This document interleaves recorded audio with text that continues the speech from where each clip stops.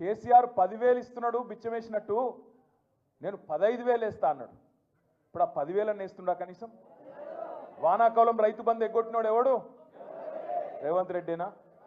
అందుకే అన్న వస్త్రం కోసం వస్తే ఉన్న వస్త్రం పోయిందంటారు.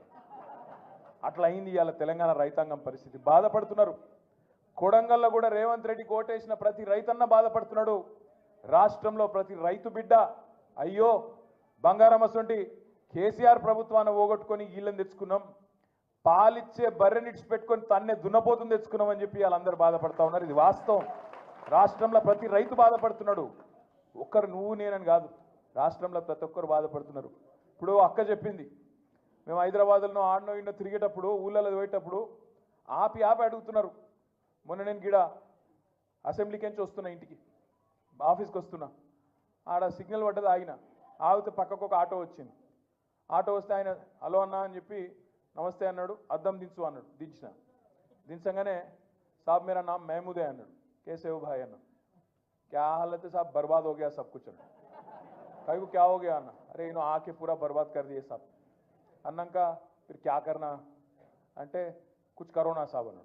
क्या करना? एक वोट का सजा 5 साल है ना भाई, क्या करना अन्ना? अंटे ఆయన ఏమన్నా డరికానా మహమూద్? कोई तरकीब नहीं है क्या साहब? ఏం ఉపాయం లేదా అంటుండు. ఇది ఒక మహమూద్ ముచ్చట కాదు, ఇది రాష్ట్రంలో అందరి మనసులకు ఇది ఏమైనా ఉపాయం ఉన్నదా ఈ సన్నాస నాయకులు పడాలని.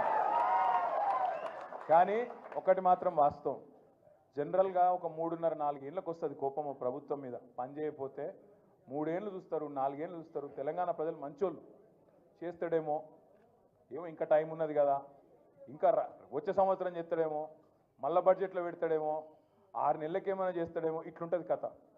కానీ రేవంత్ రెడ్డి కాడికి వచ్చే వరకు మాత్రం సంవత్సరం లోపట్నే ఆ నీలి రంగు నక్క మొత్తం వర్షంలో తడిసింది, అసలు రంగు బయట పడ్డది. ఎప్పుడు ఈ నక్కను వదిలించుకుందామని తెలంగాణ సమాజం మొత్తం ఇవాళ ఎదురు చూస్తూ ఉన్నది. ఇది వాస్తవం. 1-2 కాదు, ఎన్ని అబద్ధాలు. ఇక 6 గ్యారంటీలు, 420 హామీలు, నేను వాటి గురించి చెప్పా. ఫ్రీ బస్ అన్నాడు, తులం బంగారం అన్నాడు, స్కూటీ అన్నాడు, మన్ అన్నాడు, మశానం అన్నాడు, ఏది లేదు, ఉన్నదే పోయింది. ఉన్న రైతు బంధే ఎగ్గొట్టినోడు కొత్త ఏమని ఇస్తాడా? ఇవాళ ఊరికి అమ్మతోడు చెప్తున్నా, ఇంకొకడు రేషం ఉన్న మనిషి అయితే ప్రజలు తిట్టే తిట్లకు ఎప్పుడో చచ్చిపోతుండే. రేవంత్ రెడ్డి కాబట్టి బతుకున్నాడు. పురాగా సిగ్గు తప్పినోడు, పురాగా ఇజ్జత్ లేనోడు కాబట్టి బతుకుతున్నాడు. కానీ ఇంకోడైతే ఎప్పుడన్నా ఆయన ఓ బకెట్లో నీళ్లు పోసుకొని ఆయన నీళ్ళలో దిగి చచ్చిపోతుండే. అరే రామ, ఏం తిట్టుడు అది? మేము కూడా విన్నాం, మస్తుగా విన్నాం. కానీ అవి ఏం తిట్లు నాయన? ఆడ మూసి ఒడ్డు పొంట పోయి ఇక్కడ గొట్టం పెట్టుడు ఆలస్యం, ఏడున్నాడు రమ్మను అని. అరే గంత కోపం ఏంద్రా పోయి అంటే మామూలు కోపం లేదు ఒక్కొక్కలకు. రమ్మను, ఇప్పుడు ఇక్కడ రమ్మను దమ్ముంటే. నిజంగా చెప్తున్నా, రేవంత్ రెడ్డి గారు కెమెరాలో చూస్తున్నావు, ఇక్కడ పోలీసు వాళ్ళు కూడా ఉన్నారు, నీ వాళ్ళు నాకు ఎరికే. రేవంత్ రెడ్డి యాది పెట్టుకో, యాడికి పోయినా ఒక 500-600 మంది సెక్యూరిటీని పెట్టుకుని, లేకపోతే మాత్రం ఈ బలగొట్టేటట్టున్నారు ప్రజలు. ఎక్కడికి పోయినా మాట్లాడతారు, అక్కడక్కడ డైలాగులు కొడుతుంటారు రేవంత్ రెడ్డి. మగోడి అయితే రా, అప్పుడప్పుడు ఆగురా అయ్యాను, మీలో లేదు చెవులలో మీలో లేదురా భయ్ ఆగు. అక్కడక్కడ మాట్లాడుతుంటాడు. కేసీఆర్ దమ్ముందా అంటాడు, కేసీఆర్ అంటాడు. నేను అంటున్నా, కేసీఆర్ కావాలంటే ఈయనకు మన సోషల్ మీడియాలో పోస్టులు పెట్టే పిల్లగానే తట్టుకోలేకపోతుండే ఈయనకడ కేసీఆర్ కావాలన్నారు. అవసరమా? మనోళ్ళని తీసుకుపోయి 47 మంది మీద కేసు పెట్టి ఇప్పటికి 27-28 మందిని అరెస్ట్ చేసి కొంతమందిని కూడా పట్టుకొచ్చే ప్రయత్నం చేస్తున్నారు. ఇంకా మళ్ళీ హుంకరిస్తున్నాడు రేవంత్ రెడ్డి. మీ దెబ్బకు వెనుకకు తగ్గిండు. లగచర్లలో మొదలు ఫార్మా అన్నాడు, ఇప్పుడు ఫార్మా వెనుకకు తీసుకుంటున్నాను ఒక దిక్కు చెప్పి, కుడి చేత్తో వెనుకకు తీసుకున్నాడు, ఎడమ చేత్తోని ఇండస్ట్రీ జోన్ అట, ఇండస్ట్రియల్ జోన్ పెడతా, మా కొడంగల్లో పరిశ్రమలు పెడుతుంటే కొంతమంది సన్నాసులు మాట్లాడుతున్నారు అని చెప్పి మొన్న అక్కడెక్కడ మాట్లాడిండు. ఒక దిక్కేమో ఆయన్నే అంటాడు, తొండలు గుడ్లు పెట్టని భూములు మా కొడంగల్ భూములు, అక్కడ నేను పరిశ్రమ పెడుతుంటే మీకు ఏమైంది అంటున్నాడు. అనగానే నిజంగా నాకైతే మనసులో ఎక్కడో నొచ్చుకున్నది. అరే కొడంగల్ రైతులు ఎవరన్నా మాట్లాడతారా అనుకున్నా నేను. ఒక అమ్మాయి, ఒక ఆడపిల్ల, ఆ అమ్మాయి మాట్లాడింది. ఆ అమ్మాయి వీడియో పెట్టింది తెల్లారి. తొండలు గుడ్లు పెట్టవన్నావు కదా, మరి ఇదేందా అని వడ్లు ఇట్లా చేతిలో పట్టుకొని, ఇవేందా రేవంత్ రెడ్డిగో, నేను చేన్లో నిలబడ్డా, ఇవేంటి వడ్లు కాదా, ఇవి తొండల గుడ్ల, అని చెప్పి ఆమె అడుగుతుంటే మరి ఆ చైతన్యానికి నిజంగా కూడా సలాం కొట్టాలనిపించింది. ఇవాళ నేను మీతో మనస్ఫూర్తిగా కోరేది ఒకటే, వాళ్ళ అన్న ఉన్నాడుగా తిరుపతి రెడ్డి అనే ఒక అరాచక శక్తి, పోలీసు వాళ్ళని వేసుకొని అధికారులను వేసుకొని వార్డు మెంబర్ కూడా కాదు కనీసం, వాడేదో పెద్ద పీకుడు గల్లగా తిరుగుతున్నాడు అక్కడ. నేను ఆగది ఇది ఆగది ఇదేం ఏం మేము చూస్తాం. ఎవడు నువ్వు చెప్పేందుకు అసలు? నువ్వు వార్డు మెంబర్ కాదు, సర్పంచ్ కాదు, ఎంపీటీసీ కాదు, జెడ్పీటీసీ కాదు, కౌన్సిలర్ కాదు, ఏ పదవి లేదు. నువ్వు వచ్చి అంతు చూస్తాం, మేము ఖచ్చితంగా పెట్టి తీరుతాం, వెనుకకు దగ్గం. అసలు ఎవరు నువ్వు చెప్పేందుకు? ముఖ్యమంత్రి అన్న అయితే ఇక మొత్తం ఆ నియోజకవర్గానికి రారాజా, చక్రవర్త.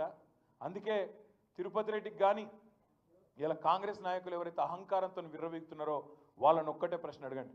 అంటున్నాడు కదా రేవంత్ రెడ్డి, నేను కొడంగల్లో పరిశ్రమలు పెడుతుంటే మీకు ఎందుకు ఇబ్బంది అవుతుంది అని మాట్లాడుతున్నాడు. ఇలా కొడంగల్ భూములు ఎవరి కోసమో మీకు ఎరికే కదా. అదాని కోసం అల్లుడి కోసం తీసుకుంటున్నాడు, అదాని కోసం అల్లుడి కోసం తీసుకుంటా ఉన్నాడు.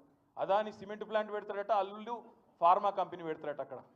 నేను అందుకే మీకు నేను విజ్ఞప్తి చేసేది, తిరుపతి రెడ్డి వచ్చినా కాంగ్రెస్ వాడు ఎవడొచ్చినా వాళ్ళకు ఒక్కటే చెప్పండి, పరిశ్రమలు పెట్టి ఉద్యోగాలు ఇస్తా అంటున్నావు కదా, బాగా ప్రేమ ఉంది కొడంగల్ మీద అంటున్నావు కదా, మరి నీకు నీ సొంత నియోజకవర్గం రేవంత్ రెడ్డిది కొడంగల్ కాదు, అక్కడ అచ్చంపేట కల్వకుర్తి ఆ ప్రాంతం, కల్వకుర్తి తాలూకా. రేవంత్ రెడ్డిని అడగండి, ఆయన కుటుంబాన్ని డిమాండ్ చేయండి, తిరుపతి రెడ్డిని అడగండి.